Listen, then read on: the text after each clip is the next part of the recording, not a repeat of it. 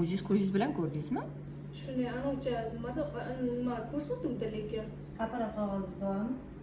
Qanday? Siz hozir qanaqa qilib menda 5 oylik homila deb menga aytib kelyapsiz?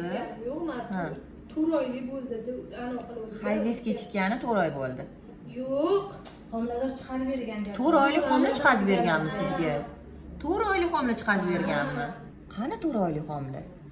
Bilmasam, lekin ular ko'rsatuvdi-da apparatda. Bolachani ko'ruvdingizmi siz? Ha.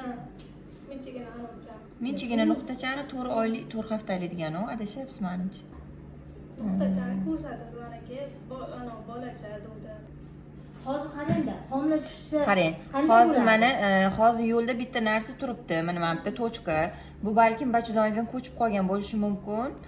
Homila bo'lishi ham mumkin. Hozir biz nima qilamiz? Qon analiz topshirib ko'ramiz. Eli bachadoningiz yo'lidagi kista bo'lishi ham mumkin. Tushundingizmi?